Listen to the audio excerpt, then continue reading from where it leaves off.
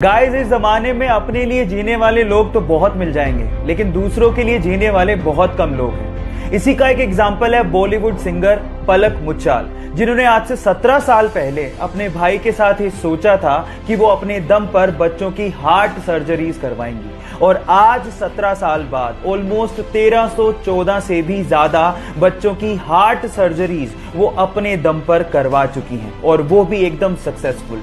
और उनके इस सोशल कंट्रीब्यूशन के लिए उनका नाम Limca book of world records और Guinness book of world records में भी शामिल किया गया है। तो उनके इस ह्यूमैनिटी कंट्रीब्यूशन के लिए मैं उन्हें दिल से सलाम करता हूं। ये कहानी है रूकी नाम के एक छोटे से कुत्ते की, जिसने पैदा होते अपनी मां को खो दिया। अब उसे अपनी मां के बिना ही जीना था, लेकिन सौभाग्य से उसके मालिक की गाय से उसे मां का प्यार मिलने लगा। अब उस गाय को अपनी मां समझने लगा। वो पूरे दिन उसी के साथ खेलता, उसी के साथ खाता, और वो उसकी लाइफ का हिस्सा बन चुकी थी। लेकिन एक दिन मालिक को पैसों की तंगी के चलते उस गाय को बेचना पड़ा। उसके बाद वो कुत्ता बहुत ज्यादा रोने लगा और उसने खाना भी छोड़ दिया।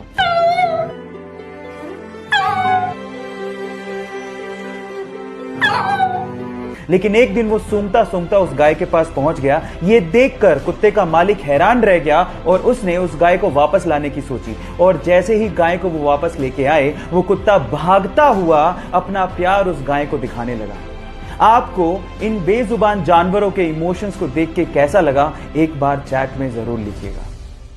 आईपीएस के फाइनल इंटरव्यू में पहुंचे एक बंदे को अंग्रेजी भाषा में थोड़ी प्रॉब्लम थी, तो इंटरव्यूअर ने उन्हें कहा कि तुम्हें अंग्रेजी नहीं आती, तुम प्रशासन कैसे चलाओगे। तो बंदा सोच में पड़ गया। तो इतने में इंटरव्यूअर ने कहा कि कोई बात नहीं, पानी पी के जवाब दे दो। तो उस बंदे ने सोचते हुए कहा कि सर मैं पानी नहीं पी सकता। तो इंटरव्यूअर ने कहा कि क्यों नहीं पी सकते। तो उसने कहा कि ये पानी मैं इसलिए नहीं पी सकता क्योंकि ये कांच के ग्लास में है, मुझे स्टील के ग्लास में पानी पीना है। तो इंटरव्यू को गुस्सा आ गया। उसने कहा कि पानी का ग्लास से क्या लेना देना। तो उस बंदे ने कहा कि सर यही तो मैं कह रहा हूं, जैसे कि पानी इंपॉर्टेंट है, ग्लास नहीं, वैसे ही मेरी कार्य शक्ति इंपॉर्टेंट है, भाषा नहीं। और फाइनली इस जवाब के बदौलत उनका सिलेक्शन हो गया। और ये रियल घटना, और उस बंदे का नाम है आईपीएस मनोज कुमार शर्मा। गाइज, आप लोगों का इसके बारे में क्या सोचना है, चैट सेक्शन में लिखना मत भूलिएगा। क्या आप लोग बाइक्स के शौकीन हैं? अगर हैं तो आज मैं आप लोगों को दुनिया का सबसे बेहतरीन हेलमेट दिखाने जा रहा हूं, जिसे देखने के बाद आप लोगों को आयरन मैन के हेलमेट की याद आ जाएगी। एक्चुअली इस हेलमेट को आई राइडर के नाम से जाना जाता है, जिसके अंदर पोर्टेबल प्रोजेक्टर लगा हुआ है, जिसे आप अपने मोबाइल में ब्लूटूथ के थ्रू कनेक्ट कर सकते हैं। और कनेक्शन के बाद आप लोगों को हेलमेट के ग्लास पर साइड में नेविगेशन, कॉल्स, मैसेजेस दिखाई देने लगेंगे।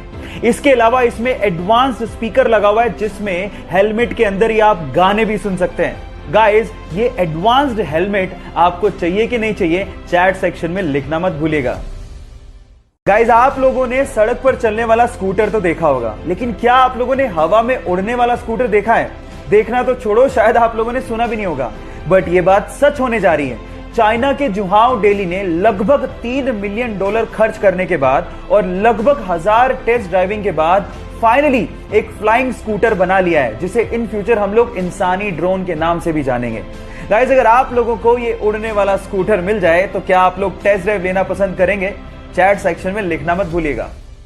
गाइस, आप लोगों ने साईफाई मूवीज में देखा होगा कि एक हीरो टाइम को फ्रीज करता है और उसके बाद सब कुछ ठीक ठाक करते हुए अपना काम करके निकल जाता है। अगर मान लो इन फ्यूचर साइंस ने इतना तरक्की कर लिया और हम लोगों ने टाइम को फ्रीज कर दिया, तो क्या हम लोग सब कुछ ठीक कर पाएंगे? नहीं। साइंस की भाषा में अगर मैं आप लोगों को जवाब दूं तो टाइम फ्रीज करते ही हम अंधे हो जाएंगे, क्योंकि हम लोग देख तभी पाते हैं जब लाइट के फोटोन हमारी रेटिना पर टकराएं। लेकिन अगर हमने टाइम को फ्रीज कर दिया तो ये लाइट के फोटोन भी फ्रीज हो जाएंगे और हम लोग कुछ देख नहीं पाएंगे, बिल्कुल अंधे हो जाएंगे। क्या आप ये साइंस का फैक्ट इससे पहले तक जानते थे? और अगर नहीं जानते थे तो चैट सेक्शन में लिखना मत भूलिएगा। अगर आप लोगों को ऐसा लगता है कि लॉकडाउन और क्वारंटीन होने की वजह से आपका समय बर्बाद हो रहा है और आप कुछ भी नहीं कर पा रहे, तो आप गलत सोच रहे हो। मैं आपको बता दूं कि दुनिया की महानतम खोजों में से एक खोज क्वारंटीन के समय में ही हुई थी। ये बात है सन 1665-66 की, जब लंदन में प्लेग फैला हुआ था और सबको क्वारंटीन कर दिया गया था। उस समय पे इसाक न्यूटन अपने घर के पेड़ के नीचे बैठे हुए थे और उनके सर पर एक सेब आके गिरा था। ये घटना तो आपको याद होगी। अब उसके जस्ट बाद ही उन्होंने लॉ ऑफ ग्रेविटेशन को लिखा था। सो गाइस, ऐसा नहीं है कि समय को आप यूटिलाइज नहीं कर सकते। जाओ, इसको यूटिलाइज करो, शायद आप भी न्यूटन की तरह कुछ नया डिस्कवर कर लो।